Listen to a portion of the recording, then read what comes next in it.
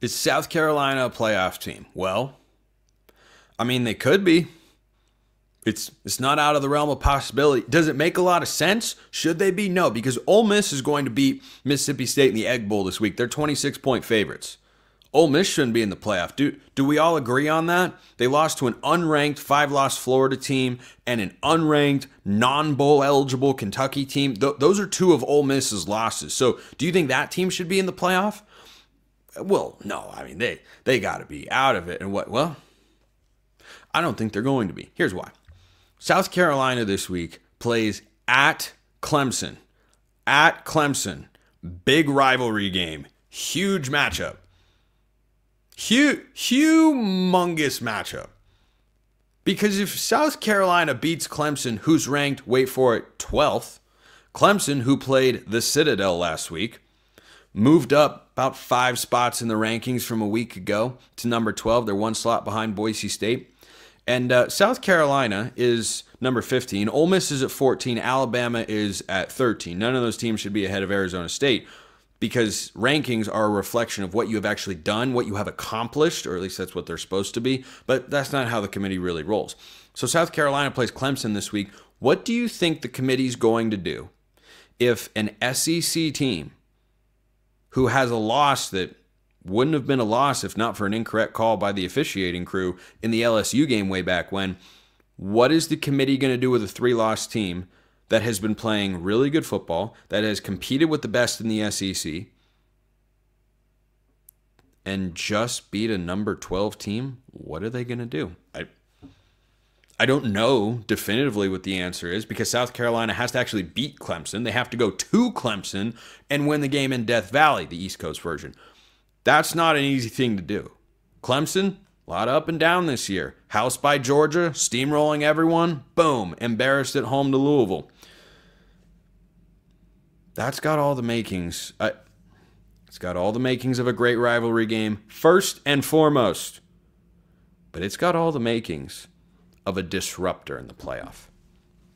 Now, the reason that South Carolina should not be a playoff team is the reason that you are writing off Ole Miss. Well, Ole Miss can't be a playoff team for this. Well, guess what? Ole Miss beat South Carolina on their home field and beat them badly. So if you're not willing to put Ole Miss in the playoff, and I don't think any of you are, and I hope the committee isn't, and I wouldn't be, you shouldn't be willing to put South Carolina in the playoff either. But I just don't trust, based on all the inconsistencies I've talked about today and over the last couple of weeks about how the committee is determining these rankings and how random and inconsistent it is, I do not trust that a top 12 win on the road won't propel South Carolina to supersede a home blowout defeat at the hands of the Ole Miss Rebels. I have no faith, absolutely none. Now, South Carolina also lost to Alabama. It was a very close game. But I'm just wondering, let's say everybody ahead, except for maybe one other team, everybody ahead of Clemson wins this week. Let's say Boise State is able to beat Oregon State, which they're going to be able to do. Let's say Indiana beats Purdue, SMU beats Cal, Tennessee beats Vandy, Georgia beats Georgia Tech, Miami beats Syracuse, Notre Dame beats USC, Penn State beats Maryland, Texas beats Texas A&M, Ohio State beats Michigan, and Oregon beats Washington. Are you telling me that a top 12 road win for an SEC team is going to move them up 1 spot? Is that maybe all that chalk doesn't hold? But are you telling me that the committee is going to move them up 1 spot for that? Boy, that's not going to make the SEC fans very happy. It's not. That's what should happen based on the rankings because head-to-head needs to matter above all else. But I tell you what, South Carolina fans rooting pretty hard for Mississippi State and Auburn to cause some madness and craziness in the playoff this week. I think South Carolina is playing at a level good enough to be a playoff caliber team, but they have not had a playoff caliber season. These are 2 separate things, and I am someone who is still fighting to maintain the integrity and urgency that still does remain, though it has been lessened by this 12-team playoff. It still remains on the regular season. Those games still need to matter a whole heck of a lot, and I hope that this week's game is South Carolina's ability to play spoiler for Clemson more than it is South Carolina's ability to catapult themselves into the playoff. That's what I hope happens. Because Clemson at 10-2, I mean, if they pick up a win against South Carolina, who people have discussed, oh, maybe they could get their way into the playoff. They'll be the best 8-4 team in the country, or certainly one of them. They'll certainly be better than Missouri if they were 8-4. Gosh, I can't believe Missouri is still ranked. That drives me insane. But if Clemson were to win, beat 10-2, I'd give them a look as an at-large before I'd give a 9-3 SEC. I would. And it looks like the committee would too. And I would jump Clemson above Boise State, and I think they should be sitting right behind Indiana. That's what I would do. Are they going to listen to me? I don't know. I want to talk about an ACC situation before we get into picking every game in the ACC a little bit later on in today's show. Mack Brown is done as a North Carolina head coach. He might coach out the rest of the season, but he's not going to be the head coach next year. This was not a hire that you would look back and say, well, it was a failure of a tenure. No, I don't think so. You had some good years. It's not as if he wasn't able to win. The program is back on, I think, a stable trajectory and in a solid place. But coming into the season, North Carolina was a team I faded very hard on the show. I didn't like where the recruiting is going. They didn't have an NFL caliber quarterback. I know they had injuries at that position. I don't think that would have mattered a whole heck of a lot. And so now North Carolina has to figure out what they want to do next. And what I'd advise North Carolina to do is to look over all the way across the country in Tempe, Arizona, and look at what a guy by the name of Kenny Dillingham is doing.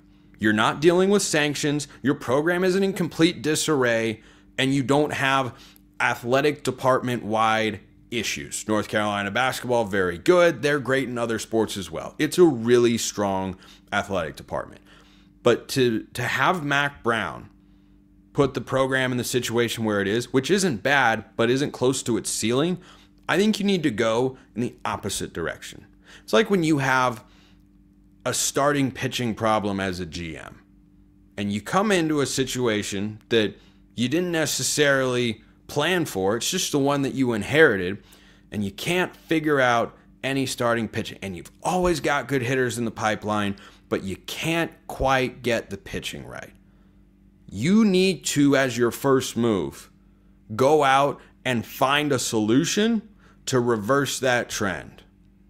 And I think that North Carolina's recruiting potential, in fact, I know because Mack Brown has shown me it is higher than what it has been over the last 3 years when their classes have fallen off by, 5, 10, or 15 ranking spots from where it was at its peak. I think you need to go find someone that can inject some life into the program because North Carolina right now feels stale. It feels stale. Yes, part of that's the perception of having an older coach in Mack Brown. But do they feel like they're cutting edge? Do they feel like they're all in recruiting? Do they feel like they're young, hip, or there's anything cool about it? If I'm North Carolina, I don't know that there's an alum out there like Kenny Dillingham at Arizona State who will come in and say, this is my dream job. I'm 32 years old. Give me the... Kenny Dillingham's 34. Took it when he's 33. I don't know that particular guy is out there. But somebody in that vein, I think you've given a go at the veteran CEO sort of head coach. Give me a young, energetic guy. Inject some life into the program. That's what I would do here if I am North Carolina. I am not surprised at this move whatsoever. I thought it might be the case before the year. I wish Mack Brown well into retirement. I would love to see him on my television screens again. I thought he was good as an analyst. But this was always going to happen at some point. It's happening now, and I think they should go on the other side of the age spectrum to try to jumpstart their program and elevate it towards the top of the ACC, which is incredibly gettable, by the way.